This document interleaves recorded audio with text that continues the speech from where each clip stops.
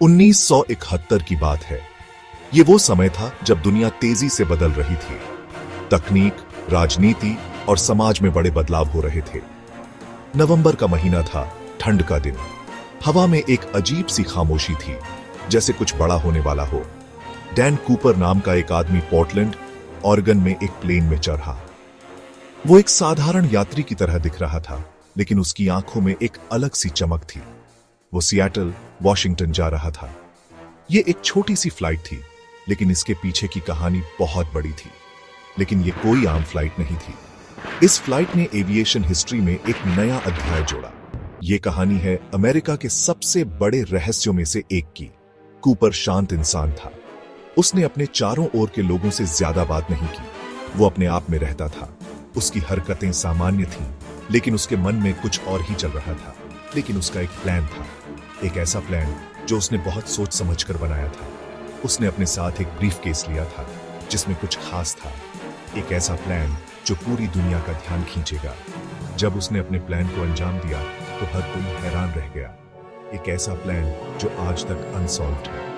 FBI और अन्य एजेंसियों ने इस मामले की गहराई से जांच की, लेकिन कोई ठोस सुराग नहीं मिला। ये कहानी है DB कूपर की, एक ऐसा नाम जो आज भी रहस्य और रोमांच का प्रतीक है। उसकी पहचान, उसका मकसद और उसका अंजाम, सब कुछ आज भी एक पहेली बना हुआ है। कूपर अपनी सीट पर बैठ गया, हाथ में सिगरेट लिए। उसकी आंखों में एक अजीब सी चमक थी, जैसे कि वो कुछ बड़ा करने वाला हो। उसकी हरकतें सामान्य थीं, लेकिन उसके चेहरे पर एक रहस्यमयी मुस्कान थी। उसने बर्बन और सोडा मंगवाया। उसने धीरे धीरे अपने ड्रिंक का आनंद लिया, जैसे कि उसके पास बहुत समय हो। उसकी हरकतें इतनी शांत और संयमित थीं कि किसी को भी शक नहीं हुआ। फिर उसने फ्लाइट अटेंडेंट को एक नोट दिया। उसने नोट को बड़े ही शांत और संयमित तरीके से फ्लाइट अटेंडेंट को सौंपा, जैसे कि वो कोई साधारण संदेश हो। इस नोट ने सब बदल दिया। इस छोटे से कागज के टुकड़े ने पूरे विमान के माहौल को बदलकर रख दिया। इसमें लिखा था कि उसके पास बॉम्ब है। यह एक धमकी भरा संदेश था, जिसने फ्लाइट अटेंडेंट के होश उड़ा दिए। नोट में $2 लाख और 4 पैराशूट्स की मांग की गई थी। फ्लाइट अटेंडेंट डर गई। उसकी आंखों में डर साफ झलक रहा था, लेकिन उसने अपने कर्तव्य को निभाने का फैसला किया। उसने चुपके से पायलट को बताया। उसने धीरे धीरे और सावधानी से पायलट को सारी बात बताई, ताकि बाकी यात्रियों को कुछ पता न चले। पायलट ने अथॉरिटीज से कांटेक्ट किया। उसने तुरंत ही ग्राउंड कंट्रोल को सारी स्थिति से अवगत कराया और उनसे निर्देश मांगे। पैसेंजर्स को कुछ पता नहीं था कि क्या हो रहा है। वो अपनी जर्नी करते रहे। कुछ लोग किताबें पढ़ रहे थे, कुछ सो रहे थे और कुछ आपस में बातें कर रहे थे। उन्हें नहीं पता था कि वो कितने बड़े खतरे में हैं। उनकी मासूमियत और अनुभुजता ने उन्हें इस खतरनाक स्थिति से अनजान रखा। विमान के अंदर का माहौल सामान्य था, लेकिन कुछ ही पलों में सब कुछ बदलने वाला था। प्लेन सिएटल में लैंड हुआ। कूपर की डिमांड्स पूरी की गई। पैसे और पैराशूट्स प्लेन में लाए गए। पैसेंजर्स और कुछ क्रू मेंबर्स को छोड़ दिया गया, लेकिन कूपर ने कुछ क्रू मेंबर्स को हॉस्टेज बनाए रखा। उसने पायलट को मेक्सिको जाने का ऑर्डर दिया। जब प्लेन वॉशिंगटन स्टेट के एक जंगल वाले एरिया के ऊपर से गुजर रहा था, तब कुछ अविश्वसनीय हुआ। कूपर पैसे अपने साथ बांधकर प्लेन के पीछे से कूद गया। वो रातों रात गायब हो गया, फिर कभी नहीं दिखा। FBI ने बहुत बड़ी तलाशी शुरू की। उन्होंने उस पूरे एरिया को छान मारा जहां माना जा रहा था कि कूपर लैंड हुआ होगा। उन्होंने विटनेसेस से पूछताछ की, हर सुराग का पीछा किया, लेकिन कूपर का कहीं पता नहीं चला। साल गुजरते गए, इन्वेस्टिगेशन चलती रही। कई थ्योरीज बनी। क्या कूपर कोई माहिर स्काई डाइवर था? क्या वो बच गया या फिर जंगल में ही मर गया?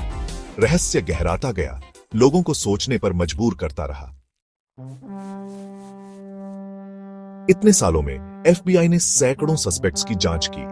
कुछ ने दावा किया कि वो कूपर हैं, तो कुछ कूपर जैसे ही लगते थे, लेकिन किसी को भी इस क्राइम से सीधे तौर पर नहीं जोड़ा जा सका। एक सबसे इंटरेस्टिंग सस्पेक्ट था रिचर्ड मैकॉय नाम का आदमी। मैकॉय ने कूपर के हाईजैकिंग के कुछ महीने बाद ही ऐसी ही एक हाईजैकिंग की थी, लेकिन उसके खिलाफ सबूत पूरे नहीं थे। DB कूपर का रहस्य अनसॉल्व्ड ही रहा। डीबी कूपर का केस एक कहानी बन गया। यह कहानी एक ऐसे व्यक्ति की है जिसने अपने साहस और चतुराई से दुनिया को चौंका दिया। यह कहानी थी हिम्मत की, रहस्य की और अनजान कालों की। एक ऐसा व्यक्ति जिसने एक विमान को हाईजैक किया और फिर पैराशूट के साथ गायब हो गया। इस केस पर बुक्स लिखी गईं, डॉक्यूमेंटरीज बनी और हर किसी ने अपनी कल्पना से इसे और भी रोमांचक बना दिया। यहां तक कि हॉलीवुड मूवी भी बनी। इस कहानी ने लोगों के दिलों में एक खास जगह बना ली। लोग इस कहानी की तरफ खींचे चले आते थे। हर कोई जानना चाहता था कि आखिर डीबी कूपर कौन था और उसने ऐसा क्यों किया। आखिर डीबी कूपर था कौन? क्या वो बच निकला? क्या वो अब भी जीवित है? ये सवाल लोगों के मन में गूंजते रहे। ये सवाल लोगों के मन में घूमते रहे और इस केस को और भी इंटरेस्टिंग बनाते रहे। हर कोई अपने अपने तरीके से इस रहस्य को सुलझाने की कोशिश करता रहा और इस केस को और भी इंटरेस्टिंग बनाते रहे। कुछ ने इसे एक साधारण अपराध माना तो कुछ ने इसे एक मास्टरमाइंड की योजना। ये केस एक कल्चरल फिनोमिनन बन गया जो ये याद दिलाता है कि कुछ रहस्य कभी सुलझते नहीं। ये कहानी आज भी लोगों के दिलों में जीवित है, जो ये याद दिलाता है कि कुछ रहस्य कभी सुलझते नहीं।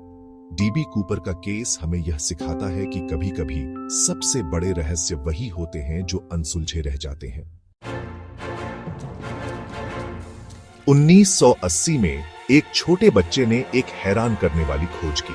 वैंकूवर, वॉशिंगटन के पास नदी किनारे खेलते हुए उसे सड़ी हुई $20 की गड्डियां मिली। सीरियल नंबर वही थे जो कूपर को दिए गए रैंसम मनी के थे। इस खोज ने इन्वेस्टिगेशन में हलचल मचा दी। इतने सालों में यह पहला ठोस सुराग था। क्या यही उस गुत्थी की कड़ी थी? इस खोज ने नई थ्योरीज को जन्म दिया और लोगों की दिलचस्पी इस केस में फिर से बाराज गई। पैसे मिलने के बावजूद केस अनसॉल्व्ड ही रहा। एफबीआई को सालों तक टिप्स और लीड्स मिलते रहे, लेकिन कोई काम नहीं आया। 2016 में एफबीआई ने ऑफिशियली अनाउंस किया कि वो इस केस की एक्टिव इन्वेस्टिगेशन बंद कर रहे हैं। ये खबर सुनकर बहुत से लोग निराश हुए जो इस रहस्य का हल चाहते थे। हालांकि एफबीआई ने कहा कि अगर भविष्य में कोई नया सबूत मिलता है तो वो उसकी जांच करेंगे। डीबी कूपर का केस अमेरिकन हिस्ट्री के सबसे बड़े रहस्यों में से एक है। भले ही एफबीआई ने ऑफिशियली केस बंद कर दिया हो, लेकिन ये आज भी पूरी दुनिया के लोगों को सोचने पर मजबूर करता है। कोई पक्का जवाब न होना इस केस को और भी इंटरेस्टिंग बनाता है। क्या कूपर उस जंप में बच गया था? वो अब कहां है? बाकी पैसों का क्या हुआ? डीबी कूपर का रहस्य आज भी जिंदा है, जो अनजान ताकत का एक सबूत है।